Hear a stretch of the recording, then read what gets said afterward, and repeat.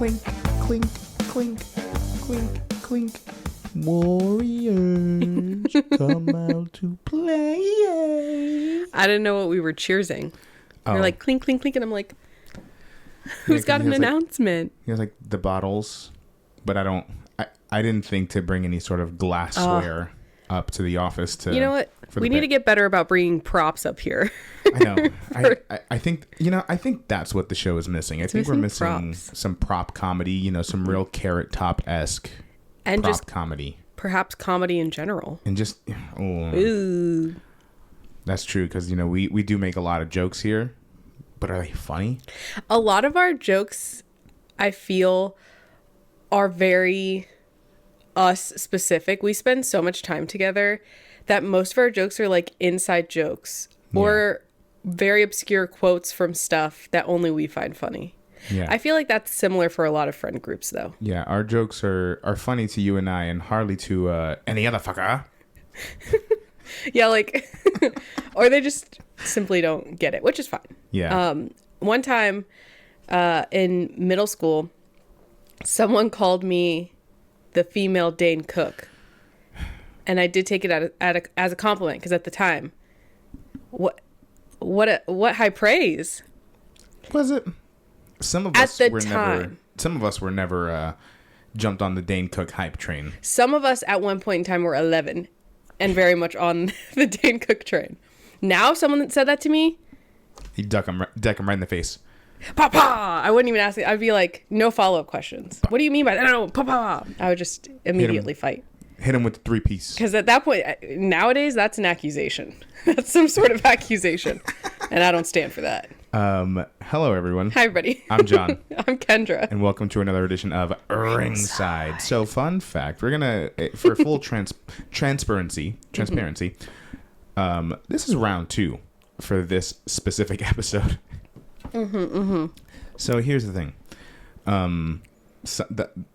Every now and again, we'll put out an episode, and sometimes, just tech issues, and, we're pretty, even though we've been recording together for a while, in terms of all the technical side of podcasting, still relatively new to it, and we're limited to the things we have and the things we own.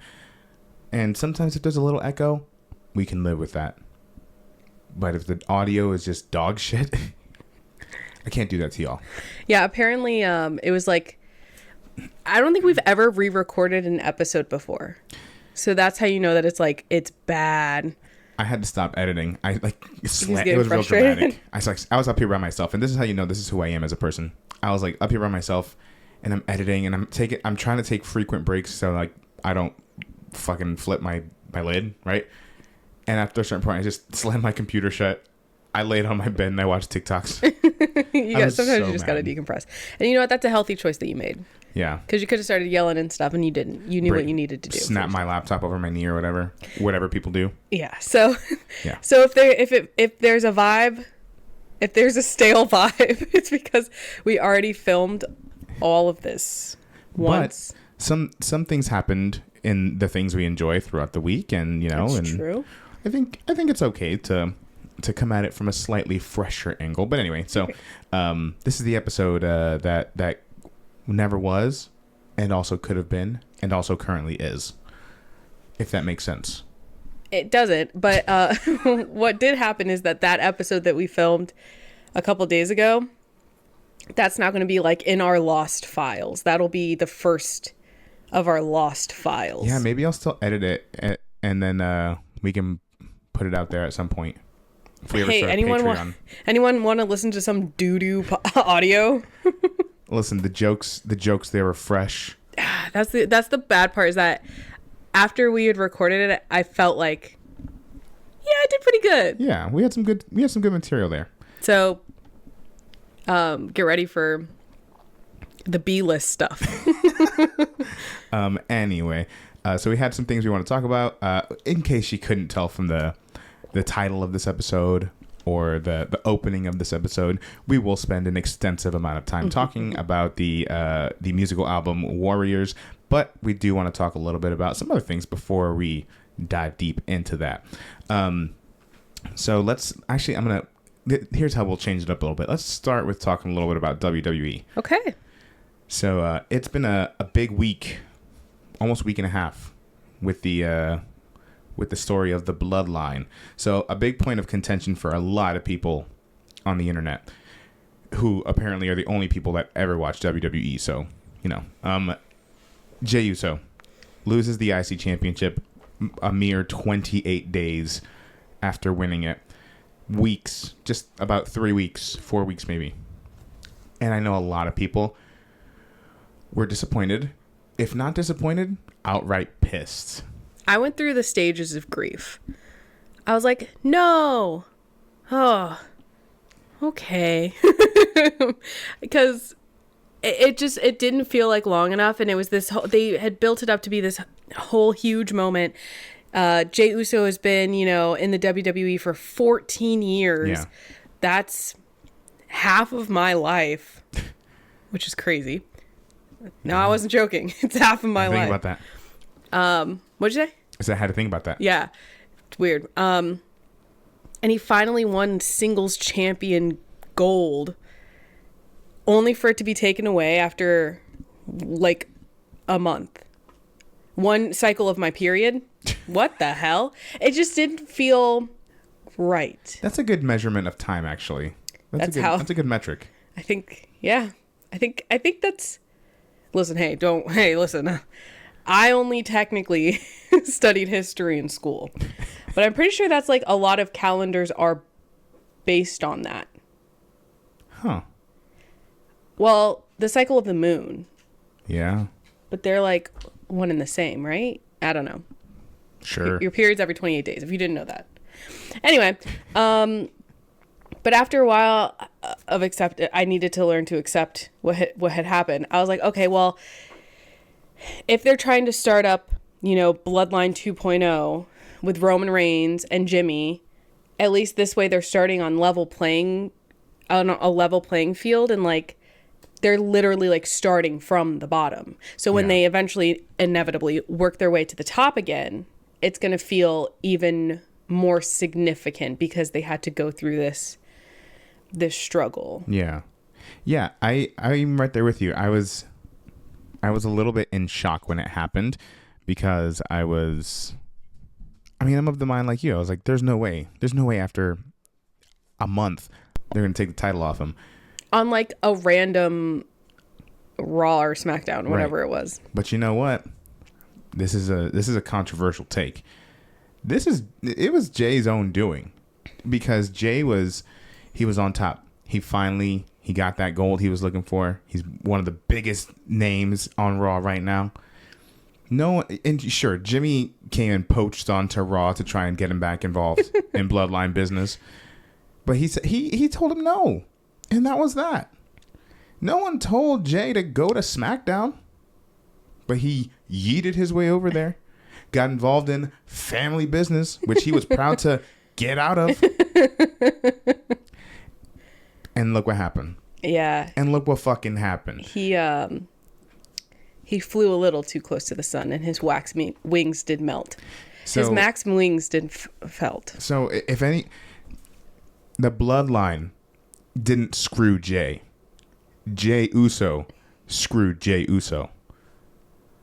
No, but in all seriousness, I knew, like, okay,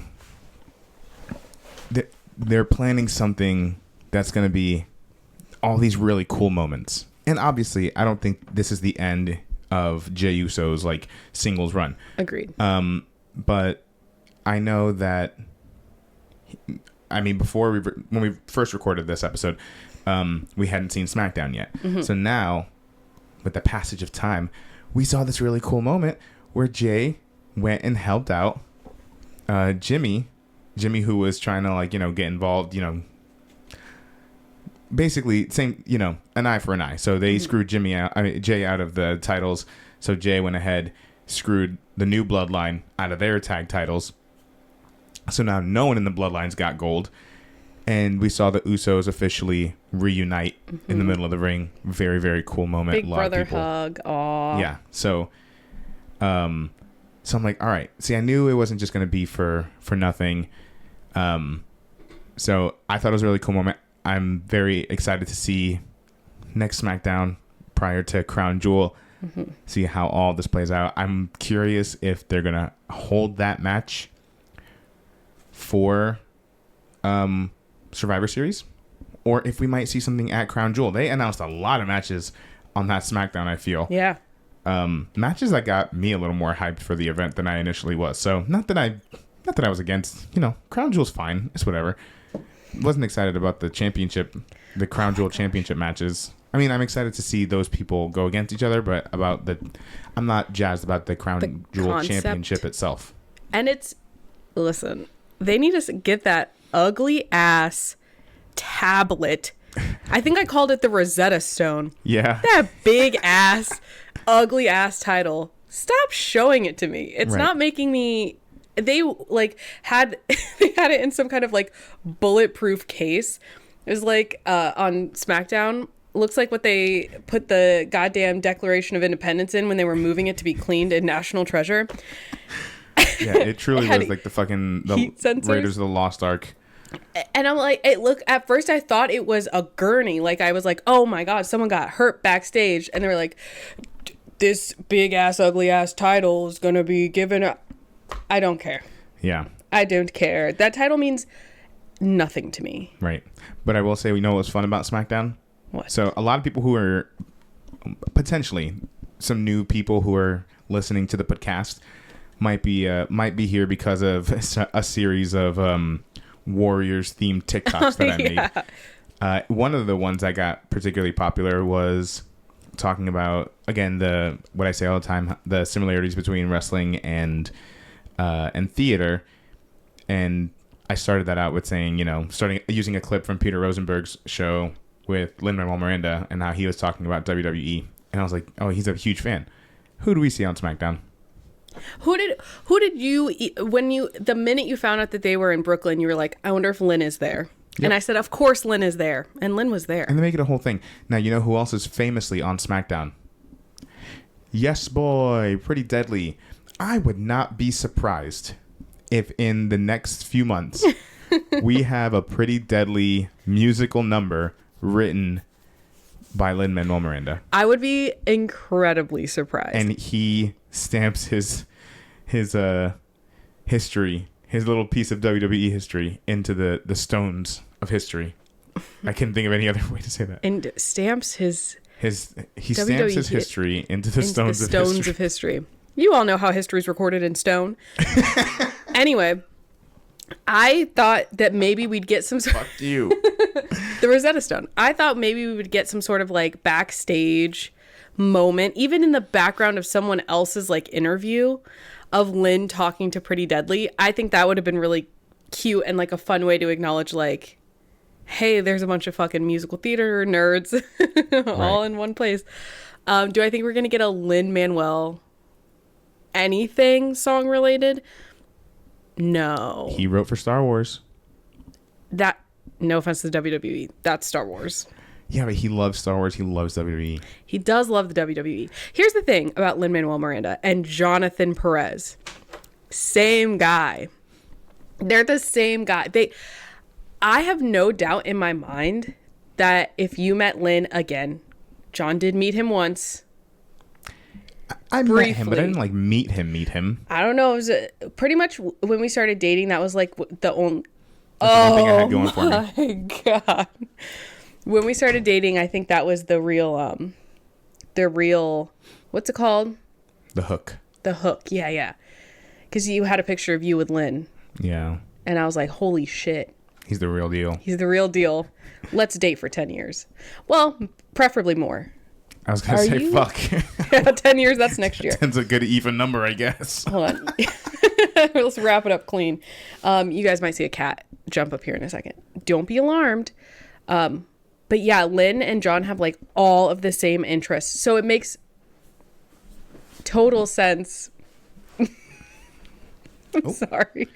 It makes total sense that Lynn would be such a WWE fan. Yeah. Which is why I'm listen, if he has the opportunity to write something for WWE, you don't think Paul Triple H Levesque would pay out the ass to have that? I'm just saying. I feel like if he wrote something for the WWE, it would have to be something that would be like used in perpetuity. Listen, WrestleMania is right around the corner, baby. You don't think on night 1 or 2 we'd get a special performance by Pretty Deadly? Hold on. What do you think? What do you think up there? Busal, what do you think? Anyway, I'm just saying. I don't think it's out of the realm of possibilities. he might, maybe, you know what? Maybe he would like co-write something. I just feel like he's a very busy man, and he just released an amazing project that we'll talk about a little bit later. Anyway, I feel like he has stuff to do. We'll revisit this. You don't think he's not going to do Moana 2, but he might do Pretty Deadly the musical. I don't think so. Okay, well, when you put it like that, listen, he's got Warriors coming out. The Lion King stuff's coming out later. He's almost done. He's almost done being busy. Busel, could you shut up? Yeah. Hey, bud, you came in here and He you heard chose to go up there. He heard we were talking about Lin. He loves Lin. As we all do, but shut the fuck up. Anyway, moving on a little bit. I just want to quickly talk about, just because these are two amazing shows that are happening at the same time, and they're both ending around the same time. Let's start with Agatha All Along. It is spooky season of the witch, and this show, so far, we have one more week. Final 2 episodes are dropping at the same time. But my God, that last episode, Patti LuPone's big episode, in this series, was so fucking. I feel like the last couple of episodes. Well, you know what? It's hard to pinpoint any one episode, because this entire show, Agatha All Along, has been so good the whole way through so far. You know? Yeah. So, and it's like where you can tell that not only are the performers, like the actors, just eating up and playing off of each other so well, but you can tell there was a tremendous amount of care that was brought into this, a tremendous amount of thought, especially with that last episode. Yeah. That was in 30 minutes, the story they told and the moments they gave, outstanding. Yeah. And you can tell this is one that, like, whether it was because the studio, not accusing them of not caring about this one as much, but like because maybe it's not an Avengers type thing, like a big popular name attached to it. Mm-hmm. Maybe they didn't feel the need to like oversee and overstep more. But you can tell the creators of this really got to play the way they wanted to play. And the show is just, so far, outstanding. We have a finale to get through. Yes. So we'll see if they stick the landing. But so far, yeah, I really, really love the show. Pardon me. I do have a Bustelo hair in my eye. Yes.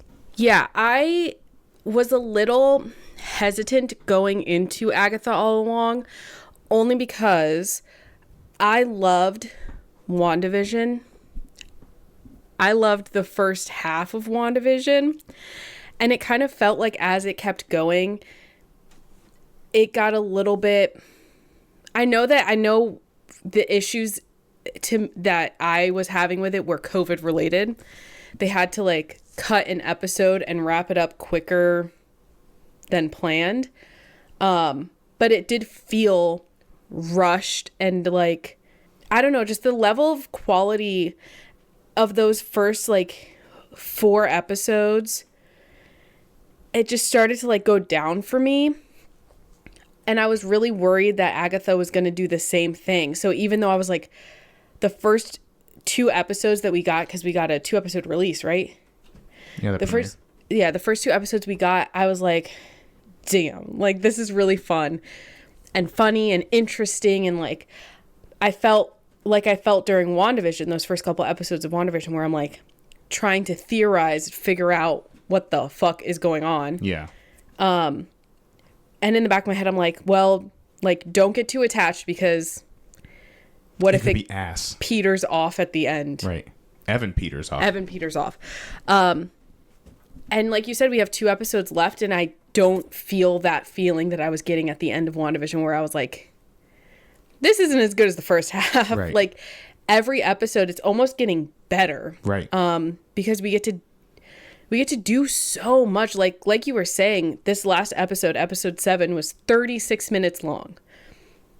And it was probably the most complicated episode that we've gotten, just because there's elements of like, I don't want to give too much away, but right.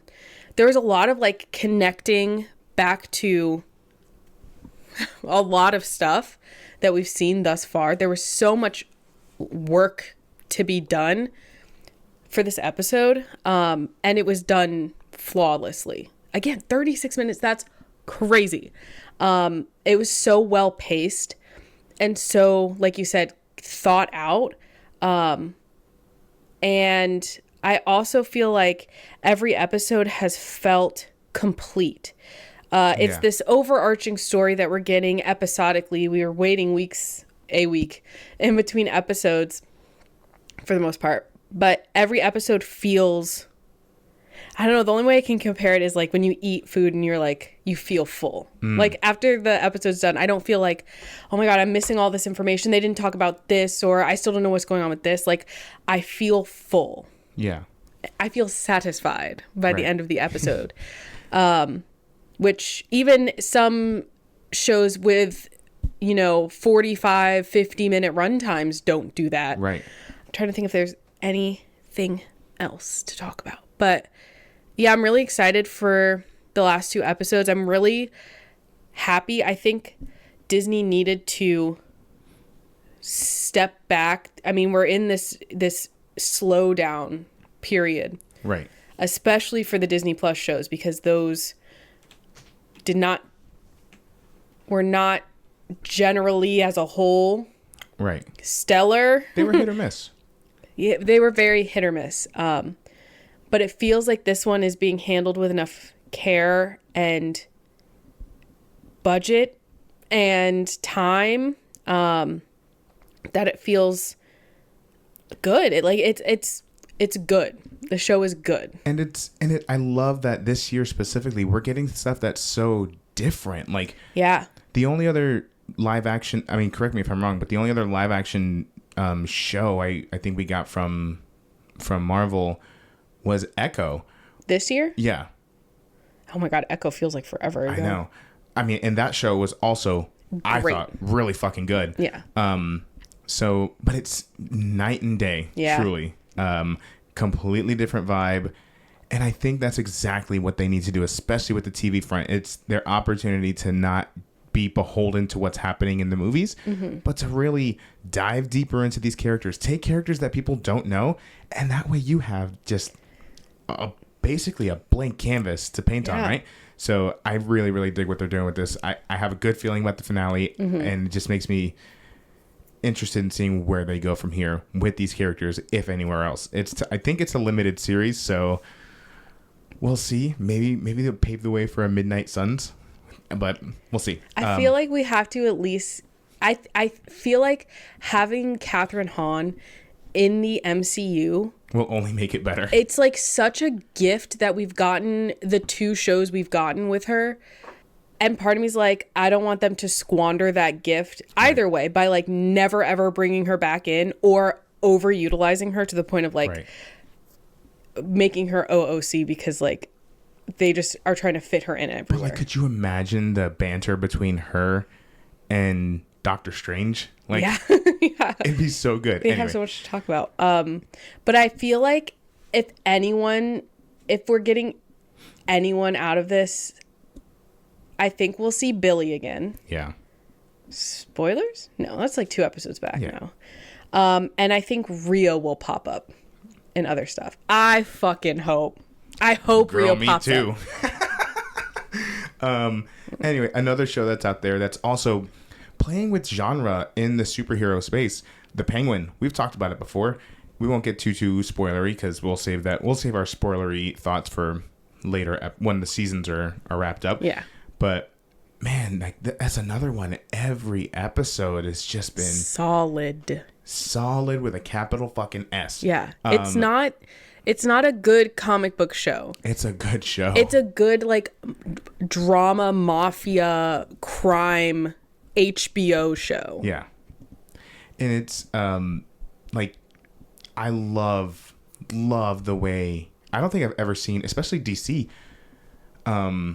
do this where like one really tackle the crime drama thing so head on, but also in a much darker, visceral way than the Penguin has. And they're taking these characters that they're not just bad guys. It's not even just like it's not a bad guy origin story, but it's like, I mean, it sort of is, but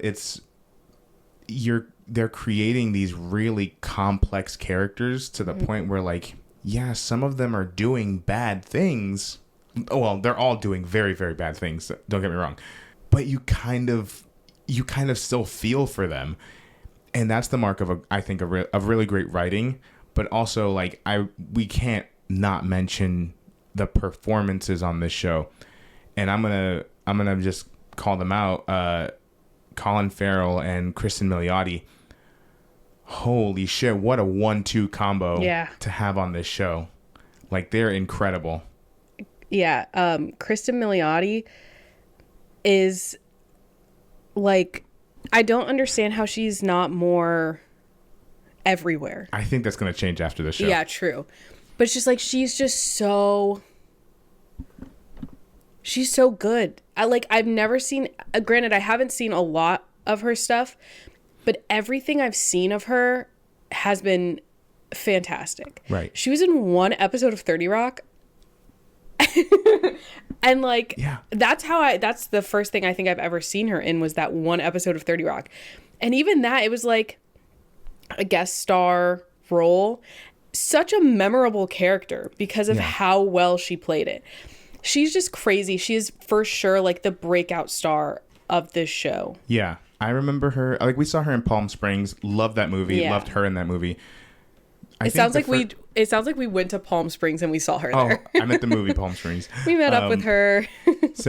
But for me, I think the first thing I remember watching her in was on Mythic Quest. She had a one-off role in Mythic Quest. It was one episode. It was her and Jake Johnson were the leads of this episode.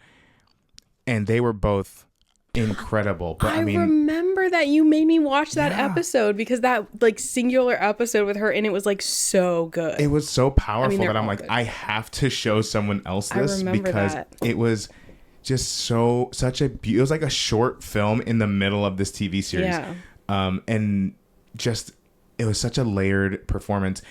So when I saw that she was on this show, I was already excited, because I'm like, I love her work that I'm familiar with. But just, there's it was like the midpoint of the season where we see it's entirely from the perspective of her character, Sofia Falcone, or I don't know, I'll just say Sofia Falcone. And as soon as we were done watching, I'm like, if she's not nominated for every possible TV award for this episode, what the fuck are we doing? Because she's just outstanding. And like I said, she and Colin Farrell are just, it's like, all right, I'm gonna put on my actor hat for a second. When you're like doing a show, or when I'm doing a show with people, and you know, I feel like there's always like that one actor there that you're like, damn, like, and they're usually like, you know, like you kind of sense what they're bringing to a scene, whether it's because they're seasoned and they've been doing it a long time, so maybe they're older, or maybe they just have this innate ability to just really work well. But I feel like they, being the talented people that they are making everyone else really bring out their best stuff. Yeah. Because it's not even that they're working well with just each other. They are, you can tell when they're on screen with other people. So anyway, I love this show so far as well.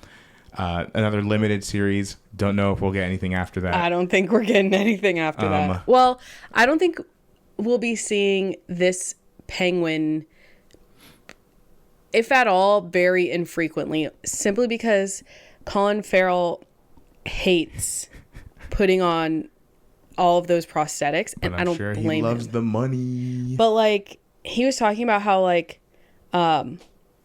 it's like super hot in all of that, obviously, and like they're filming outside and stuff, but also he has to be like dehydrated because it takes so long to get out of it to go to the bathroom. Right. So he's just like sweating, dehydrated as fuck. I mean, it's probably why his voice sounds the way it does in that show too. And still giving such an amazing performance. But if anything, I think we will see, or I hope to see Sophia Falcone. Yeah. And more stuff in everything. Put her in everything. Put her in Marvel stuff. I don't care. Yeah. I want to see her. Honestly. Anyway. It's crazy. Yeah, really great show. We'll talk more about it as it wraps up. So, all right. Now we're finally at the part where we promised you. Ahhh-Shee-Kaa. Ahhh-Shee-Kaa. Ahhh-Shee-Kaa. Ahhh-Shee-Kaa. Ahhh-Shee-Kaa. Ahhh-Shee-Kaa. Warriors. Yeah. Cleon. Yeah, so we've been talking about it for months. It's finally here. It's been out for about a week. The musical concept album for Lin-Manuel Miranda and Issa Davis's Warriors musical. It is here, and I've been saying it since we've been learning about all the casting decisions and learning more about the music and what they're going to do with it. And it's absolutely true. This project is tailor-made for one Johnny P. It's John Perez in an album. It truly is. Yeah. It's based on a movie. It's full of musical genres that I love or that I'm at least interested in, especially hip hop. You've got Ms. Lauryn Hill, Busta Rhymes, Nas, Chris Rivers, the Wu-Tang Clan, Cameron, right? Dipset. And just so many actors that I'm like just such a big fan of their work. So in a general sense, I mean, I've been listening to it nonstop, so I'm sure I'll have a lot more thoughts on it. But just in general, I really, really love this. I think it's amazing. But I'd love to hear some of your thoughts, Kendra. I have listened to it 1.25 times. And by that, I mean, I listened to it once all the way through with you. And then today in the car, we listened to the first few songs again. I think the first time we listened to it, I heard like 4 or 5 of the songs and we had to turn it off because we were going inside of a Kohl's. And I said, John, I love it. It's like you were saying, it has a little of everything. And I'm not as well versed in like hip hop history or like I couldn't tell you off the top of my head. Like I can't hear someone's voice, especially like an old school rapper, and know who it is and know whether or not the rap that they're doing is in their style or not. That's much more your area of expertise. But even not fully, like I can't appreciate it to the full extent because I don't know all of that stuff. And yet I'm still like, I'm so happy to have something so fun and sad and different to be able to enjoy, especially something from Lin, because it's been so long since we've had a new Lin musical. An original Miranda. Lin joint. Lin musical Miranda. Yeah. So also it was funny today in the car, you mentioned something. You were listening to one of the songs and you were like, oh man, this one's for the altos. And I was like, and you were like, this whole album's for the altos. And I'm like, listen, as someone Borat with a very deep voice or a deeper voice, I would say. I don't have a very deep voice, but it's nice to be able to have some songs that I can sing along to. That's a reference only us ever do at home. We love that. Right. But yeah, it's solid. It's solid through and through, and it's so fun listening to it and getting anything. You're getting hip hop, you're getting R&B, you're getting a little bit of K-pop thrown in there. You're getting like screamo rock. Like, I think I said this during our last recording, and it's really good. I'm going to bring it back. This album may not be for everyone, but everyone can get something out of this album if they give it a chance. There's like at least one song that you'll vibe with because they have so many vibes. And it's like regional. That's the fun part. I've never seen Warriors. I've never read the book. I've never seen the movie. I have a very basic understanding of what it's about. So this is kind of my first exposure to it. And again, this is a auditory medium. We're able to, like, it feels like you're moving through space, like you're going from borough to borough or neighborhood to neighborhood based on the type of music that group or that area is connected with. So that's been really fun and helpful to differentiate all of the different gangs and all of the different locations, because they all have a distinct sound, as it would be in real life. Oh, it's so good. Yeah, I'm gonna sort of echo everything you said. There's so much to love about this album, and I that does come with. I give a little context behind it. So we mentioned it's based on the book and film of the same name, and one thing that's not uncommon for Broadway, especially big Broadway musicals, is adaptations, reboots, or not reboots, revivals is what they call it in the theater, on the stage, right? Revivals, and those have their place, certainly. Adaptations of movies.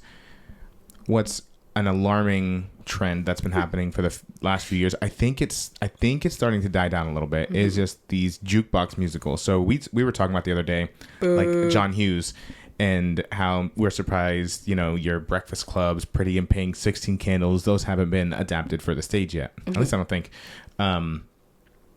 And one worry that I would have, or that we would both have, is that it'd be so easy to turn it into a jukebox. It'd be an 80s jukebox musical. They've done it with Cruel Intentions. They're doing it with Girls Just Want to Have Fun. Don't piss me off. Yeah. So it's such a cop out. It's such a cop out way to put a musical on stage, in my opinion. Now, that's not to say I don't love some jukebox musicals. I love Jersey Boys. Don't get me wrong. But so it would have been easy for anyone to be like, oh, let's make a musical of the Warriors. But but even then, the Warriors is very much like a cult classic. It's not. I wouldn't say it's the most popular of things. So. And it's also hard. I mean, even listening to this album, it's like one big question that comes out is like, how the hell would they do this on stage? But I'm sure that's another problem they have a fix for that they're just not telling us yet, right? But so it's based on this film, and because it's essentially I would describe it as more of a reimagining of the Warriors. And in this, I think they do it in such a cool way. Because, I don't know that this particular interpretation of it is set in the 70s. You certainly still do get some of those vibes. They don't lose the spirit, especially in that opening number. That feels very 70s, which is really cool because, hip hop was sort of born in the 70s. So it makes perfect sense to have all these guys. And you mentioned, my brain's going from thing to thing here. You mentioned hearing these rappers and if this is their style. That's one of the questions I had too, was because they're rapping about they're rapping plot. Right. They're setting the stage, right, for what's about to happen throughout the show and what it's like to be in each of these boroughs and what these gangs are dealing with. Although Ghostface Killer does mention himself by name in there. So I didn't catch that. That's funny. He says Ghostface coming from the streets of Shaolin, and I'm like, hang on a second. Is Ghostface Killer just a character? He's canon in this universe. But I'm like, did Lin write these lyrics, or did he work with them to write lyrics? Because if he wrote those lyrics, he wrote it in the style that they would write, and that's very impressive. So, or did Lin and Issa, excuse me. So that would be very impressive. So I don't know, but yeah. So the opening number sets the stage. And I think that what I love, even when I first listened to just the first few songs, but especially now, having heard it more and more, is how they play with genre and how all of those, all those styles you mentioned, hip hop, we have a punk, screamo, rock song. We've got a couple of those, we got some 2000s punk pop sounding songs in there. We've got a full on like salsa number with Mark Anthony. Yeah. We've got a Boyz II Men-esque, boy band number, R&B number. There's so much happening. There's some, rapid fire Eminem style rhymes in there, and it's like there's just so much they do in an hour and a half auditory experience. That's so cool. Now, it also comes with like, because it's not something you're watching, you're listening to it. There might be some songs or some moments that might come off as like maybe expository heavy, like exposition heavy. But it didn't bother me because again, they're sort of painting the picture through the music, right? Through the lyrics. So it's like if you dislike it, it's kind of a necessary evil, right? But I think I mentioned it's kind of more reminiscent of like Phantom of the Opera, Hamilton to an extent, where a lot of that, like a lot of the moving of the plot is through song. Like there's not a whole lot that you're missing in just dialogue and like stuff that you would see if it was staged. Like a lot of it has to be through the music. Yeah. And something else I wanted to say about this particular piece is that he's finding it. I lost my train of thought for a second. He's finding it. I'm finding it. Well, anyway, I'm sure it'll come back to me at some really random moment. But yeah, no, the music in this is absolutely incredible, but also like, we mentioned her before, but Lauryn Hill, like the Lauryn Hill number in here, it's funny hearing them talk about how she got brought onto the project. They met her manager at like a party and were in contact with her manager for a year after finding out that Lauryn Hill was a fan of Hamilton. To be like, hey, does she maybe want to do this? Hadn't heard from her until one day they get a Dropbox full of her vocals. Yeah. That is just the fact that they were able to get Lauryn Hill on some sort of project. That is a feat in itself. They could have hired out every other part. They could have hired out every single part. I think I said this last time. I'm like jogging my own memory.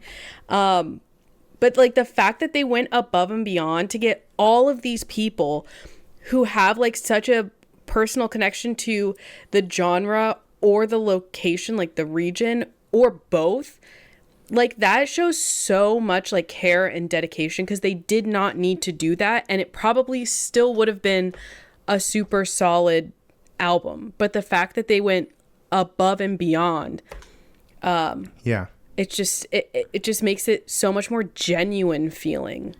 And the way they created this, like, they have a whole musical sequence that's just like, it's called Make Way for Cyrus. And you can really get this. They really build her up to be this just like regal, larger than life presence, which, at this point, through the mystique of Ms. Lauryn Hill, I'm like, it's such perfect, like, it's just such a perfect decision to cast her. And also she sings it like it took a Lin-Manuel show in 2024 to get Lauryn Hill to release a new song, right? And it's just so good. And there's so many things about this album that I really, really love. And it's like, now because I've been listening to it nonstop, basically, I'm starting to pick up on these like little motifs and little things happening that I'm like, it's one of those things, the more you listen to it, the more you pick up. I think Philippa Sue's character, Fox, which, leave it to Philippa Sue to have one of the most heartbreaking songs in the show. It's always also, her. It's also because of the voice she has. She's just, anyway, I can't get started. But she mentions Magnavox Odyssey. I think it was like an old gaming system. And I think they reference an old commercial. They say Reunity on ice, that's nice. I think that's an old commercial. I heard that on Family Guy one time. Much of my cultural knowledge comes from Family Guy. I was just about to say, do you know how many times I have to hear from John? It's kind of like me when I'm like, oh, they sang this on Glee. His thing is like, oh, I heard about that on Family Guy. I heard this song for the first time on Family Guy. There are so many musicals and just movies and things that I learned about through Family Guy. Even though we just watched an episode of American Dad that was inspired Warriors, by the Warriors. So yeah. Anyway, Seth MacFarlane, love you, guy. So there was the Magnavox Odyssey thing, Reunity on Ice. I feel like there was one more thing. They wrote about Gray's Papaya, which is apparently a real like hot dog vendor. Oh, up in New York. That's cool. So this is this is what I was going to say before that. I forgot. This is a uniquely like very New York heavy show, and all of the genres that they play with have a strong tie to the city, to the history of the city, which I find super admirable. And we have everything from like we mentioned, also we have a house number, That's so cool. And we get all of these things that are like peppered in. So like at one point Fox says, when they said Quiet Girls, they looked right at me. And then later in the show, you find out what Fox does. Right. And in one number, Derailed, this is when like shit's hitting the fan. And this is early in the album, excuse me. They start peppering in everyone's like motifs and everyone's like signature songs and things like that in this 2.5 minute song. But like I said, I think for anyone who gives it a shot, like you said, actually, you will find something you dig about the album. Now, for some people who aren't into those sung through musicals like Rent, Les Mis, Phantom, things like that, Hamilton even, because it's essentially sung through, you're gonna have a lot of those same motifs. It's gonna sound like a lot of reprises happening again and again, and that is by design. That is how those musicals are constructed. It's just like a film score. Everyone has like their thing, but if you're not into those, I could see you maybe getting a little tired of hearing some of the same things over and over. Again, that's just how those musicals are structured. So did not bother me personally. Yeah. But like, there's just so much. Even the boy band number, like there's literally a character named Wanye. Yeah. And if you're a big Boyz II Men fan like me, you'll sort of get the joke there. And it's hilarious that Joshua Henry also does his best Wanye impression for that song. Yeah. The last thing I wanted to say is like, this is something we talked a little bit about on the last one. When it comes to these reboots, reimaginings, I could see how some people might be unnecessarily bothered by the fact that all of our titular characters, the Warriors, who are all fucking phenomenal on this album, by the way. I mean, like, I wish I could. I mean, I will point out a couple folks that I'm new to hearing, like Julia Harriman, who plays Mercy. Crazy. I'm new to her. Not familiar with her work. I'm blown away. I can't wait to hear more from her. But like, I could see there being a specific group of people who are like bothered by the fact that the Warriors are all women, and to a certain extent, and by this time 2024. I could see how some people might look at an all-woman reboot or reimagining of something might be kind of pandering, right? And again, I am a big fan of these people, so I'll put that out there. But I feel like it really works well on this. Yeah. I don't know. Am I alone in that? No. Here's the thing. Pandering. You brought this up last time. It's the perfect example, that like girl power moment from Avengers. Yeah. That feels disingenuous because it was like, let's put them all in this one place at this one time. Like that, unrealistic. This doesn't feel disingenuous at all. Women can be anything these days, even in gangs. But like, it comes up, right? They're not like, no one talks about how these are all women. it does come up, but it's like relevant to the plot. But other than that, you just kind of don't think about it. Yeah. I wasn't thinking about it the whole time. Like, oh, it's so weird that these are all women. Right. And but in some cases, like when they first meet the Cardigans and they're being really nice to them, I'm like, there's no way. Right. There's no way, because I don't know. It's just something like maybe this is something specific to women, but like that feeling of always being on guard. That's this whole thing. The whole show is this group of women always having to be on guard. Walking through the streets of New York. Hello. That's every woman right. in every city on the planet. That's how we feel all the time. Yeah. So no, I don't think that it doesn't feel forced.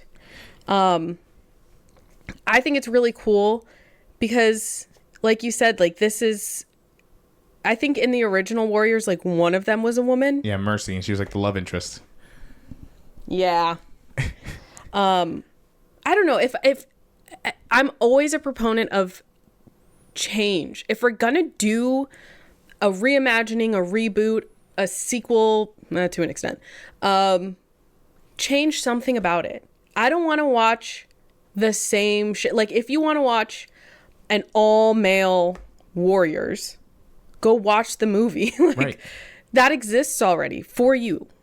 You don't need to do this. It's the same sentiment I have with like The Little Mermaid. If you want a white mermaid for Little Mermaid, go watch the original. Yeah.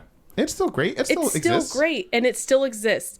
I don't have an issue with things being different, because then what if we're not going to change stuff, don't make it in the first place. Yeah. We don't need to see it. Yeah, and I think especially because, I mean, the movie, the book, the musical, you know, gangs are a huge, I mean, they're all in gangs. The Warriors is a gang. Yeah. But I mean, not to get too like philosophical here, but you know, gangs derive from people seeking community, you know, and you know, whether the things they get up to, you know, that's a whole other thing, but it's for survival, right? So I think the optics of like this strong group of women, there's a really great song in there that Mercy sings where she sings about these women living just to live, not a fuck to give, and fighting to survive. And that's kind of how she saw herself. And that's why she wanted to join them. Right. So, yeah. And I think even though we get distracted by the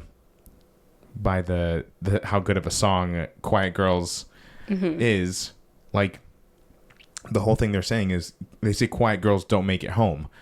And all of the women who play the Warriors, when they were doing some press event, they were all asked, what's your favorite lyric? Most of them said, quiet girls don't make it home. Quiet girls don't make it home. Because, I mean, like, of everything you just said, like, whether it's on a professional standpoint, whether it's on a personal, whether it's a safety thing, like, not speaking up is like rejecting your power, right? So, like, I don't know. And the fact that they're on the run fighting for their lives this whole time. Yeah, I think it adds a whole other layer. There's these police officers who are actually played by some of the original Warriors movie cast members. Oh, that's cool. Yeah. They're getting it from every single like angle. Other gangs who broke the truce, these cops who are, you know, crooked and awful people in this particular piece, right? So it creates a whole new dynamic and just a whole new perspective on it. And I really am glad they made this change, because I think it just adds to the depth and brings a new life to the story that maybe, like, if you're going to tell the story in 2024, right, how can you make it just as powerful, you know? And I also feel like just the crux of the plot, just like that changing point of having one of the women from that girl gang being the scapegoat. Yeah, that sounds about right, actually. Yeah. Yeah, it just feels like that's not a choice that you would make for hee hee ha ha fun and giggles. That's like, I feel like that's a very bold choice that they wouldn't have made if they didn't have a good, like, reason behind making that change. Yeah. If they didn't feel it important to the story that they were trying to tell. Yeah. Now, just to kind of wrap up what we're talking about here. Yes. So I think we're both, kind of on the same. We both really, really love this album. Yes. But my biggest question is, like, what's next? Because to me, like, all the different scenarios they take us through are one thing. To me, I think the hardest part of getting this show is actually the music, both as a onstage performer and as a pit player, as a member of the band or the orchestra, because there's a lot of specialized music that goes into this from all the genres we already mentioned. And, being and maybe I'm wrong, because I'm, I sing, but I'm not like an instrumentalist. So I don't know how, when you study that stuff, I don't know what styles, but I'm assuming people have their specialties, whether it's, Latin music, heavy metal, hip hop, jazz, right? I assume there's all different ways of playing. So I'm very curious to see if and when, which I think it's more of when they make the leap to on stage. How the hell are they going to find the people to, because you're going to have authentic screamers on stage who can scream like that 8 times a week, right? You need people who can play this music. So that's what I'm curious about. What's Alex Brightman doing? I feel like if anyone could do a healthy scream 8 days a week, It's funny you mentioned that. Someone on TikTok on one of my videos also commented, like, just give it to Alex Brightman already. Like, what's he doing? What's he up to? Yeah, like, he has some crazy voice that doesn't injure or something. Right. But yeah, we were talking about this last time, and I should probably stop saying that. But I mentioned, like, you never know. Like, the opportunity has never existed for such a unique blend of genres in one show. So maybe there are the perfect people out there, and they just have never had a chance to, like, showcase their full potential, because nothing has ever been like, I think my example was, what if someone was really good at, like, percussion for specifically salsa music and heavy metal, like that was their bread and butter, and they've just never had the opportunity to do both those things at once. You never know until, and maybe they're out there. But yeah, so that's my question. But I mean, I have no doubts this will make its way to the stage in some way, shape, or form. I think it has to. I think it's just such a unique way to tell this story that I don't know. I find it's a very powerful piece, and I think the translation to the stage will only make it more poignant seeing these things happen. Because again, there's power in seeing, like, their enforcer is a woman who's essentially taking on an entire gang by herself. She, like, solos a whole gang in the show. It's awesome. But, like, I don't know, the decisions and sacrifices they have to make. I don't know. There's just something so powerful about, like, again, the whole purpose is they're trying to form this, community among all the gangs, right? Yeah. So anyway, I just think that it'll benefit. I hope to see it on stage someday. I mean, if I'm lucky, maybe I'll even be in that bad boy. Who would you be? One of the Cardigans? I don't even know. So the Cardigans, yes, they're actually called the Busies. I don't care. Just gonna call them the Cardigans. I'm gonna call them the Cardigans. They were wearing cardigans, and I know for a fact if I looked in your closet, I'd find 1 or 2 cardigans. I'm already ready, baby. Listen, he has his own costume. I would be more than happy to be one of the guys from the Bronx, as that is my birthplace. He's from the Boogie Down. The Boogie Down. It's in my blood. But one of my first shows I did in college, I did 25th annual Putnam County Spelling Bee. Aw. Yeah. And I played the comfort counselor, Mitch Mahoney. And my director, she had us do these, like, collage boards to, like, because since they were all, like, kids, she's like, what's, like, a kid project you could do to, like, relate to your character? Okay. So we did these, like, Mitch boards. wasn't a kid. And I was thinking, and I was like, again, I'm a big Boyz II Men fan, and I'm like, it's kind of cool that he sings this way, like the character Mitch sings a certain type of way. So I got that famous picture of the boys to the men in their cardigans, in their matching hats. And I put that on my board, and I was like, I think this informs a little bit. Maybe he's a big Boys to Men fan. They actually designed my costume to reflect more of that Boys to Men style. Look at you. So I am like, I would love to be one of the I would love to do anything in that show, honestly. Hey, Lynn, if you're listening, please give this man a shot. I'm going to tag him on Instagram. Don't do that. Don't do that. No. But listen, if the opportunity arises, I would love to just at least audition, get my foot in the door. But yeah, I really, really love this. I would love to hear what y'all think of this album. Again, I know it might not be for everyone, especially if you're a more traditional style of musical theater. If you're into your Sounds of Music, your Rodgers and Hammersteins and your Sondheims. I love Sondheim. Sondheim was a mentor to Lynn, so that's not really an excuse. But if you're into that, like you might struggle to get into this, but I really urge you to come into it with an open mind. You can read all the lyrics online. They're on the website, the Warriors website. Learn the lyrics. Yeah, you can learn the lyrics, but you just also read along. But I think it's worth... Excuse me. I think it's worth checking out at least one time. I agree. I concur. All right. Well, I think that about does it for this take 2 of this episode. Thank you all so much for tuning in. If you haven't already, please follow us on all the various socials. No, I think it's safe to say no pre-preview this month. We do have a trip coming up. Yes. My sister's getting married. Congratulations. Maybe we'll do some stuff on TikTok to just sort of like, make our predictions, or we'll do some stuff on social media. Maybe. But as far as a full-on live stream goes, who's got the time? No one's got the time. But we do typically do a live stream every month for the WWE premium live events, make our predictions, kind of chat with you guys via social media as well as Twitch. And yeah, just listen to us wherever on most major streaming platforms. Check us out on YouTube. We got some extra stuff coming out there. And I think that about covers it.